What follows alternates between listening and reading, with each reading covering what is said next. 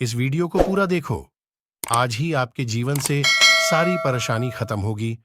और चैनल को सब्सक्राइब और वीडियो को लाइक करें। अब कुछ देखने के बाद अब ये लोग 40 दिन के बाद ये 12 लोग बाहर आए हैं। मंडली यहां खड़ी थी और मूसा और हारून यहां खड़े थे। अब देखो इन्होंने बोलना शुरू किया।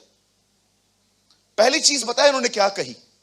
सच में वह देश जिसमें खुदा हमें भेजना चाहता है वो दूध और मधु की धाराओं वाला देश है। पहले उन्होंने कन्फेस किया देश बड़ा उत्तम है। इट्स अमेजिंग, ये तो बहुत अच्छा है। कहिए मसीह जीवन अच्छा नहीं है, बहुत अच्छा है। हाँ, किसने कहा आपको कि क्रिश्चियन लाइफ डिफिकल्ट है? आपको पता है कुछ लोगों के लिए डिफिकल्ट क्यों है? चलो मैं आपको एक उदाहरण देना चाहता हूं। यहां देखिए, 1 मिनट के लिए उनको याद करो जिनको ना आप पसंद करते हो ना वो आपको पसंद करते हैं। एक को 4-5 है, याद करो। होंगे, जरूर होंगे। एक दिन आप चर्च में आए और प्रचार चल रहा था, दुश्मनों से प्रेम करो। दूसरे बार आप प्रचार करने आप जब आए तो कहा गया सताने वालों के लिए प्रार्थना करो। तकलीफ हो रही है यार, तकलीफ हो रही है बहुत। तीसरी बार कहा गया जिनको तुमने पैसे दिए हैं वापस मत मांगो। आप ढूंढने लग गए कुछ मिल जाए मैं इधर से के भाग जाऊं। आप जानते हैं आपको ये सारी चीजें कठिन क्यों लगती हैं? प्रॉब्लम ये है कि जो कुछ आप सुनते हो आपको लगता है वो आपको फॉलो करना है।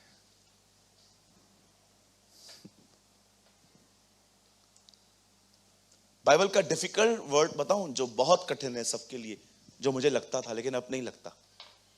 कई अपने आप से सदा आनंदित रहो। सदा। सैलरी ना आए तो भी, घर के अंदर गालियां पड़े तो भी,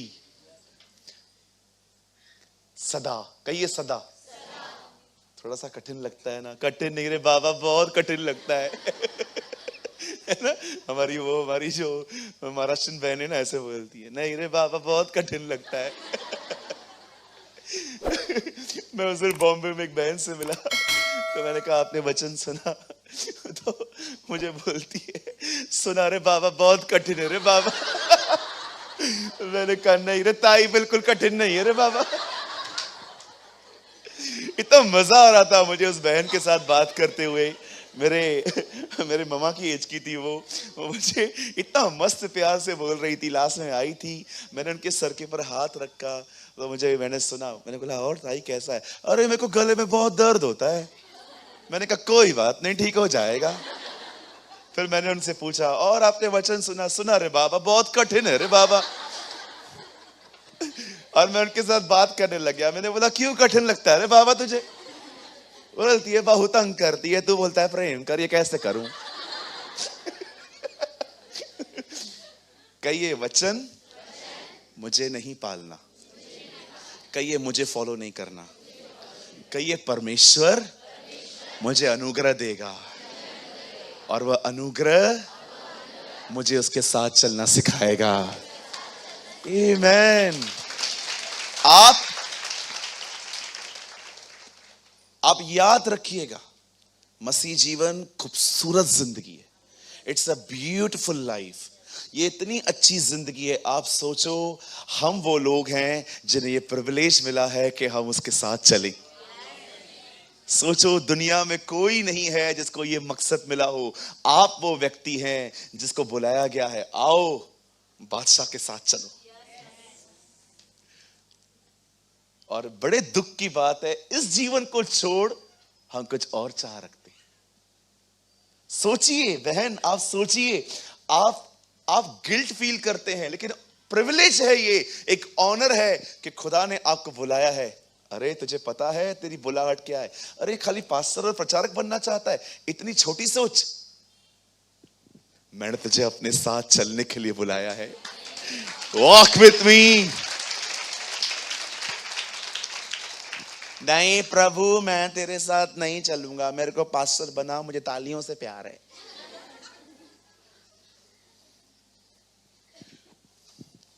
आप जानते हो मैं खुश क्यों रहता हूं?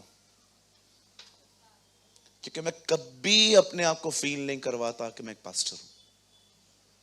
मैं हमेशा अपने आप को एक दृष्टिकोण देता हूं, तो खुदा के साथ चलने के लिए बुलाया गया है और आप आशीषित होंगे। आपके साथ मिलने वाले लोग आशीषित होंगे, क्योंकि आप उसके साथ चल रहे हो जो आशीषों का श्रोता है। मैं आज भी कहना चाहता हूं, मेरी बहन, मेरे भाई, अगर पूरी मीटिंग भी नहीं सुन पाए ना, कोई बात नहीं, सिर्फ ये लाइन ले लो, तुम खुदा के साथ रहने के लिए बुलाए गए हो। अगर आप उसके साथ रहोगे ना, आप विश्वास करो, पौलुस और सिलास जेल में चले गए, वो आराधना कर रहे थे। आराधना करते करते क्या हुआ आपको पता है? जो लोग आराधना सुन रहे थे वो भी आजाद हो गए थे। और अमेजिंग बात देखिए, जब वो बाहर निकले सब लोग वहां पर इकट्ठे हो गए। जिनके साथ खुदा हो ना, वो जेल में भी चले जाएं, वहां पर भी चर्च बन जाएगी, वहां भी कलीसिया बन जाएगी। कहिए, मैं जहां खड़ा रहूंगा आशीष वहां होगी, क्योंकि परमेश्वर वहां है। आमेन। कहिए, प्रभु मुझे अपने साथ जीना सिखा। ये ब्रदर कैसे होता है? मुझे लगता है मैं थोड़ा टॉपिक से भटक रहा हूं, पर मुझे लगता है नहीं, ये नीड होगी शायद। आप जानते हैं कैसे होता है? आप यहीं खड़े हैं, पर आप अपने विवेक के साथ इतना जुड़ चुके हैं उसके साथ कि उसका और आपका जीवन एक हो गया है। वननेस कहा जाता है इसे। जब इजराइल के लोग वहां से आए, बड़े ध्यान से सुनिएगा, जब वो लोग वहां से आते हैं तो जानते हो क्या कहते हैं? बहुत अच्छा देश है, जमीन भी बड़ी उपजाऊ है, ये है वो है, सारी बातें वो बोल देते हैं। लेकिन जानते हो उसके बाद वो एक ऐसा शब्द कहते हैं, कई शब्द,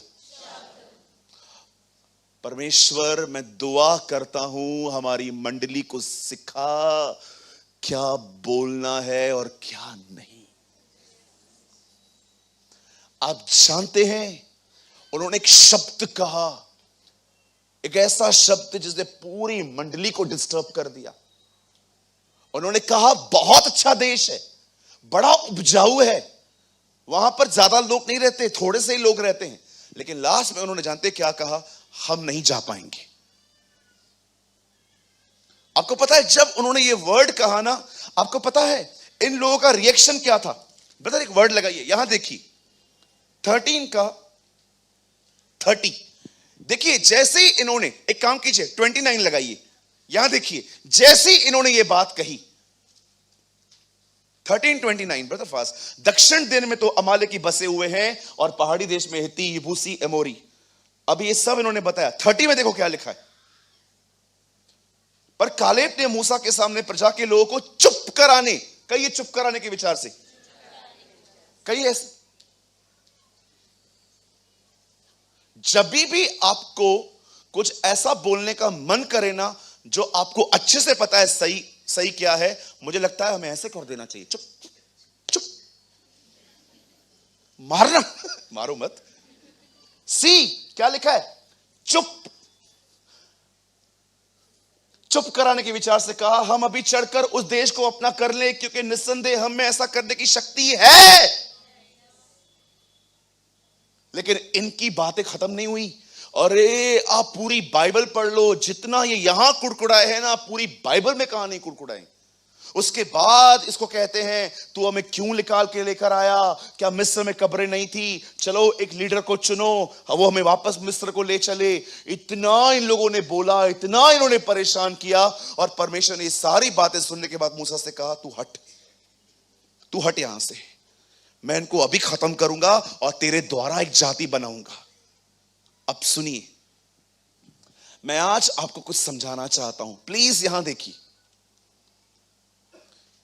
10 लोग कह रहे हैं हम नहीं जा पाएंगे, 2 लोग कह रहे हैं हम जा पाएंगे, 2 लोगों की रिपोर्ट आ रही है हम जा सकते, 10 लोगों की रिपोर्ट आ रही है हम नहीं जा सकते, और ये सारी प्रजा यहां पर खड़ी हुई है। बताइए 10 का प्रभाव आया इन पर कि 2 का? 2 का क्यों नहीं आया? क्योंकि मेजॉरिटी थी। कभी आपने सोचा है 10 चीजें ठीक हैं, वो नहीं दिखती, एक चीज बिगड़ी हुई है, उस पर प्रॉपर निगाहें लगी पड़ी, ये क्या है? 10 लोग कह रहे हैं हम नहीं जा पाएंगे, 2 लोग कह रहे हैं हम जाएंगे, हमारे पास ताकत है, खुदा हमारे साथ है, लेकिन 10 लोगों की ये बात सुनी नहीं रहे, सॉरी 2 की सुनी नहीं रहे, उन 10 को फोकस कर रहे हैं। मैं जब इन वचनों को पढ़ रहा था, मैंने प्रभु से कहा, प्रभु ये बिल्कुल मेरे साथ भी होता है कि जब 2 लोग क्या मुझे कह रहे हैं कि मैं अच्छा हूं, मैं उनकी नहीं सुन रहा, लेकिन 10 लोग मुझे बुरा कह रहे हैं, मेरा ध्यान उस पर है। मैं आपसे पूछना चाहता हूं मेरे भाइयों, मेरी बहनों, आपकी जिंदगी में कुछ हालात हैं, आपकी जिंदगी में कुछ चीजें होंगी, भले ही आप कितना भी छुपाओ, आप को पता है कि घर के अंदर क्या चल रहा है, पर मैं आपसे पूछना चाहता हूं, जो ठीक है क्या आपकी नजर उस पर है?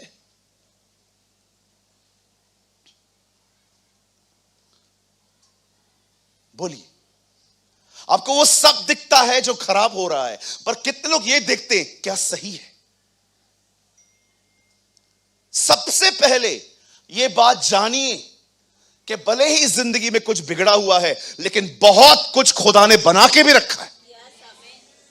मैं आऊंगा उस पर भी, जो बिगड़ा हुआ है उसके साथ क्या करना है, पर मैं आपसे पूछना चाहता हूं, मैं आपको आज महसूस करवाना चाहता हूं, आपको पता है आप कितने आशीषित हैं, आप कितने ब्लेस्ड हैं।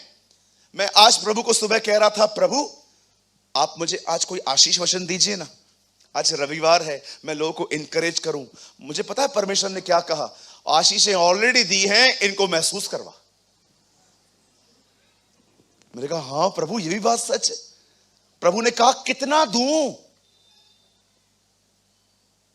और कितना चाहिए तुम्हें? मैं जानता हूं लॉकडाउन नहीं होगा, लेकिन आप में से कुछ लोग के पास इतना है कि 10 साल भी अगर लॉकडाउन लग जाए तो भी आप घर पे बैठ के खाओगे। मैं आपसे पूछना चाहता हूं, आपको सिर्फ वो दिखता है जो खराब है, पर वो दिखता है जो सही है? कितने लोग हैं मुझे बताइए, आप परमेश्वर को हर दिन हाथ उठा उठा के धन्यवाद देते हो, प्रभु मैं आपकी शुक्रगुजारी करता हूं कि मैं चंगा हूं, प्रभु मैं शुक्रगुजारी करता हूं मेरे पास अपना घर है, मैं शुक्रगुजारी करता हूं प्रभु कि आप हर दिन बिल्स को पे करने के लिए मुझे पेमेंट देते हैं, प्रभु मैं आपको धन्यवाद देता हूं कि आज मैं जिंदा हूं, मेरे घर में गरम गरम रोटी मिल रही है, और जब भी शॉवर के नीचे आता हूं ठंडा ठंडा पानी मेरे ऊपर गिरता है। बताइए, हम हमेशा सुबह सुबह उठते हैं ना, हमारी सुबह सुबह हमारे थोपड़े पे 11:45 बजे रहते हैं।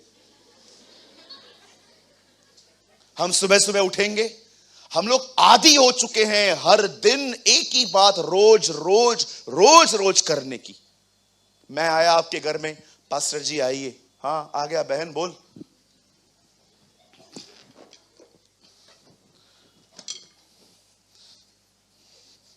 मैं आ गया, मैं बैठ गया, पास्टर जी हम बहुत दुखी हैं। क्या हुआ बहन, दुख बताओ। हाँ बता रही हूं लेकिन बहुत दुखी हैं। हाँ हाँ बहन, दुखी दुख से ही होता है, दुख तो बताओ। हाँ बता रहे हैं। फिर उसका पति आया पीछे से, हम बहुत दुखी हैं। मैंने कहा वो दुख बता रही है, अभी चुप हो जाओ, फिर आप बताओगे। 1 साल से मेरा नाक बह रहा है, बहुत बहता रहता है, बहुत जुकाम है। दीदी कोई बात नहीं, मैं आपके लिए प्रेयर करता हूं। अरे रुको, सुनो पूरा। नाक है ना, बहुत बह रहा है, बहुत बह रहा है, बहुत बह रहा है। बहन मैं आया हूं ना, मैं प्रभु का दास हूं, मैं अपने परमेश्वर से प्रार्थना करता हूं, आप चंगे हो जाएंगे। ठीक है कर लो, आप भी कर लो, ये फेथ है, आप भी कर लो। जैसे मैं लूडो खेलने आया हूं, क्या आप भी डाइस चला लो। मैंने प्रार्थना की, स्वर्गीय पिता मैं दुआ करता हूं यीशु मसीह के नाम में हमारी बहन के नाक में से आइसक्रीम बहना बंद हो जाए, यीशु के नाम में, आमीन। मैंने प्रार्थना कर दी, ठीक है बहन मैं जा रहा हूं, ठीक है, यीशु मसीह की जय। दोपहर में पीटर भी गया, पीटर आया, और बहन मेरा बाप जिंदा है। क्या बोलते हैं आप? भैया बहुत तकलीफ में हूं। क्या हुआ बहन, आपको हुआ क्या? नाक बहता रहता है। पास्टर जी आए थे ना सुबह आपके घर पे? हाँ वो तो आए थे, लेकिन आप भी तो पास्टर हो। हाँ बताओ, प्रार्थना करवाई? हाँ पास्टर प्रार्थना करवाई, आप भी कर लो। आपने करवाई ना सुबह, हाँ कर लो, इसमें क्या है, प्रभु ने कहा है ना निरंतर करो। और पीटर ने हाथ रखा, पिता मैं दुआ करता हूं यीशु मसीह के नाम से हमारी बहन का आइसक्रीम बंद। और ये प्रार्थना हो गई। शाम को दिनेश गुजर रहा था, बहन बालकनी में खड़ी थी। ये कौन है? अरे दिनेश! दिनेश ऊपर देख रहा था। ऊपर आ। आप कौन? अरे तेरे चर्च में आती हूं, ऊपर आ। दिनेश भी आ गया। फिर दिनेश आके बैठा। दिनेश कभी कभी थका हुआ रहता है। दिनेश भी आके बैठा। कैसे हैं आंटी? मैं ठीक हूं। क्या हुआ? जुकाम बह रहा है। आज पीटर भी आया था, पास्टर जी भी आए थे, ये भी आया था, वो भी आया था। मैं आपसे एक बात पूछना चाहता हूं मेरी बहन, आप अपना एक प्रॉब्लम कितने लोगों को बताते हो? आदत हो गई है, आदत। जो मिले उसको बताओ, ये प्रॉब्लम है, ये प्रॉब्लम है, ये प्रॉब्लम है, ये प्रॉब्लम है। मुझे एक बात बताओ, सिंपैथी चाहिए कि सॉल्यूशन? तो सॉल्यूशन तो उसके पास ही है। लोग तो आपको सिंपैथी देंगे, लोग तो आपको अंत में यही कहेंगे हम आपके लिए प्रार्थना करेंगे। आप क्यों नहीं करते? मुझे बताइए। I know in my spirit, मैं एक चीज बात जानता हूं, आप में से बहुत से लोग हैं, आप जब भी आपस में बैठते हो आप सिर्फ अपने प्रॉब्लम की चर्चा करते हो। मैं आपको एक रेवलेशन बताऊं, कितने लोगों ने उत्पत्ति में पढ़ा कि परमेश्वर ने कहा अंधेरा है, अंधेरा है, अंधेरा है, उसने कहा उजाला हो। वेट, परमेश्वर प्रॉब्लम को देख के प्रॉब्लम की बात नहीं करता, वो सॉल्यूशन बोलता है। आप बैठे हो, तीनों को टांग में दर्द है, चारों को टांग में दर्द है, एक दूसरे को देख के इससे अच्छा चारों एक स्वर में कहो उसके मार खाने से हम चंगे हुए हैं, हम रिस्टोर हुए हैं। मैं आपसे पूछना चाहता हूं, आप किस चीज के बारे में अधिक बोलते रहते हैं? प्रॉब्लम के बारे में कि सॉल्यूशन के बारे में?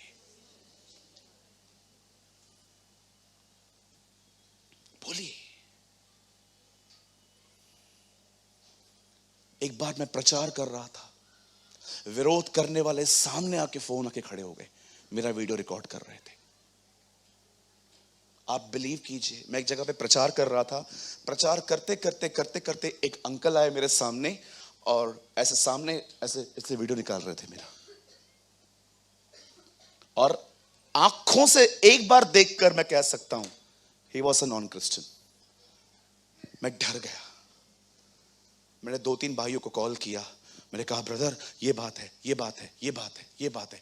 5वीं बार मैं किसको कॉल करने वाला था, मुझे ऐसा लगा परमेश्वर मुझे अंदर से कह रहा है रख, जो मैं कह रहा हूं बोल। और जैसे ही मैंने अपना फोन साइड में किया, मुझे परमेश्वर ने कहा क्या कर रहा है तू, क्या कर रहा है? कितना प्रॉब्लम के लिए बात करता है यार तू। मैंने क्यों तुझे इतने सारे वचन दिए? ताकि हर प्रॉब्लम के ऊपर तू मेरा वचन कहे। मैंने कहा यस लॉर्ड। आपको पता है मैं जहां पर था, मुझे आज भी याद है, मैंने अपने कमरे में ऐसे घूम घूम के एलिशा की तरह प्रार्थना की, प्रभु आपका वचन कहता है सताने वालों के लिए प्रार्थना करो, मैं प्रार्थना करता हूं उन्हें आशीष दे। उसके बाद पवित्र आत्मा ने मुझे एक और वचन दिया, बोल जितने हथियार तेरे विरुद्ध बने हैं उनमें से एक सफल न होगा। प्रभु मैं जानता हूं आपने ये नहीं कहा हथियार नहीं बनेंगे, लेकिन आपने कहा हथियार सफल नहीं होंगे। आप विश्वास कीजिए 2 दिन की सभा बड़ी शांति पूर्वक हुई। प्रभु ने कहा इसके बाद अगर आते हैं वीडियो निकालने के लिए तो अपना पोस्ट ऐसे देना।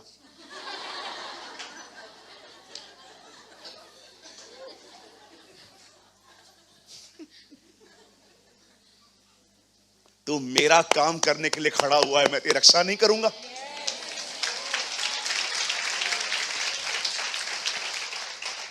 मेरे भाइयों मैं आपसे पूछना चाहता हूं, जब आपकी बीवी आपको कहती है ये नहीं है, वो नहीं है, वो नहीं है, ये नहीं है, कितने लोग हैं अपनी बीवी को कहते हैं 2 मिनट चुप कर मेरे साथ कुछ बोल? क्या बोलना है? अपना हाथ उठा, हां बोल,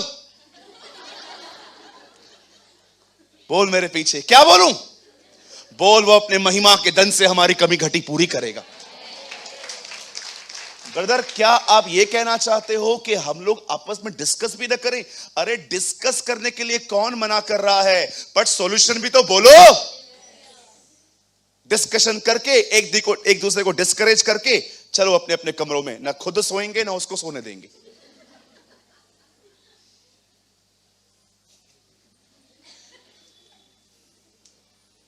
एक भाई आया कोविड में मेरे पास, सूरज भाई आपको कोविड हुआ है क्या? मैंने कहा ब्रदर, प्रभु ने मुझे बचा के रखा है, चिंता मत करो, होएगा जरूर। मैंने बोला यार ये क्या बोल रहा है यार, तू पागलपंती की बात है यार। बोलता है नहीं, एक ने कहा है सबको होगा, और आप बिलीव करो अगले हफ्ते हो गया।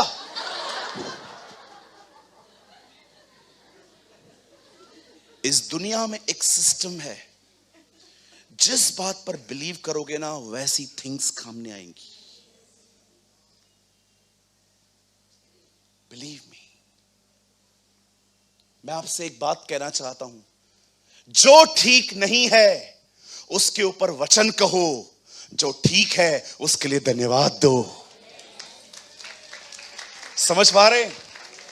इन लोगों को देखो, वो लोग कुड़कुड़ा रहे हैं, लेकिन काले इनको चुप करवाने की इच्छा से कहा चुप हो जाओ तुम, खुदा हमारे साथ है, वो हमारी ताकत है, हम उसकी सहायता से लड़ेंगे।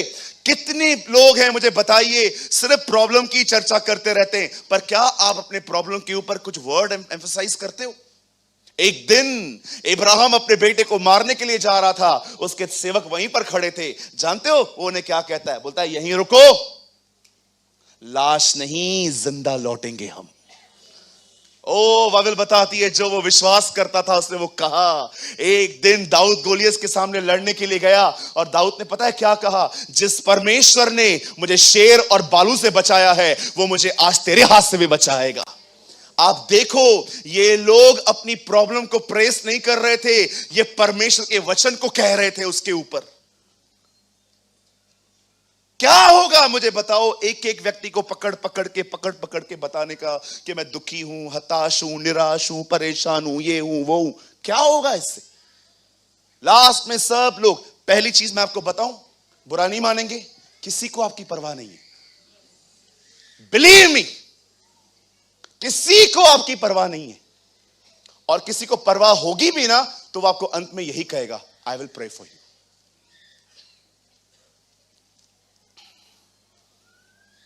हम एक ऐसे दिनों में रह रहे हैं जहां पर लोग दुआ नहीं करते हैं, सिर्फ व्हाट्सएप पे ये करते रहते हैं। आप कितने भी प्रार्थना निवेदन, आपको क्या लगता है आप किसी ग्रुप में डालते हो प्रे फॉर मी, सब करते होंगे? नॉनसेंस बात है ये, मैं बिलीव नहीं करता, क्योंकि हर एक के पास बोझ नहीं है। कुछ ही लोग होंगे जो आपके दर्द को समझ पाते हैं, क्योंकि वो खुद उस दर्द से गुजरे हैं। अगर आप लिख देते हो कि मेरे किडनी में स्टोन्स हैं और आपने मैसेज डाल दिया, जिसको कभी हुआ है ना वो आपके लिए जरूर दुआ करेगा, बाकी लोग हमसे नहीं होता। जो प्रेयर रिक्वेस्ट के बाद ऐसे करते हैं, मेरे को समझ में नहीं आता ये बोलते क्या है। मैं करूंगा कि मुझसे नहीं हो रही है।